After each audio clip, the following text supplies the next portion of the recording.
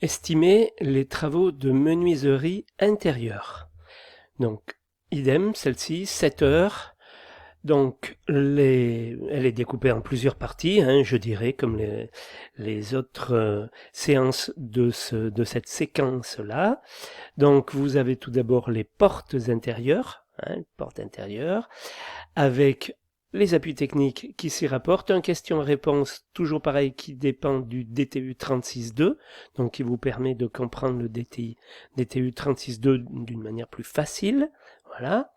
Ensuite, les aménagements intérieurs, toujours pareil, donc les placards, les rayonnages, tous ces aménagements intérieurs, éventuellement les simèses, enfin voilà, l'aménagement intérieur menuiserie, placard et rangement, le mode de maîtrise, voilà.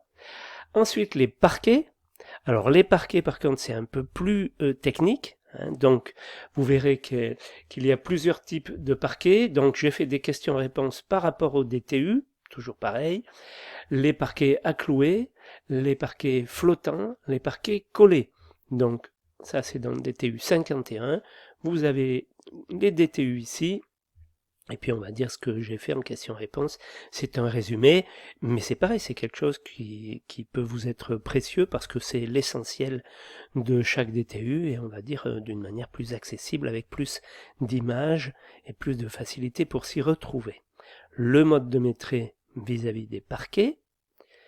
Puis on a les planchers surélevés, hein, les planchers dans lesquels on peut passer certains types de gaines, donc la technique du plancher surélevé, et puis le DTU qui traite des planchers surélevés.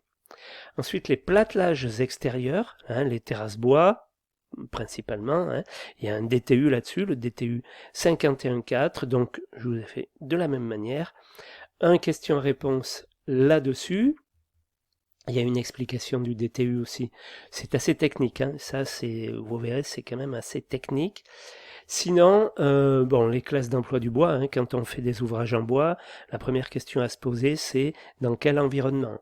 Donc, que ce soit du parquet, que ce soit des meubles en bois, c'est plutôt pour aller dans quelle pièce. Est-ce que c'est une pièce sèche? Est-ce que c'est une pièce humide?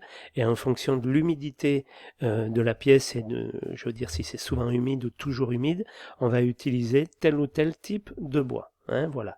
Donc, il y a des classes d'emploi des bois. C'est expliqué ici avec les plattelages extérieurs.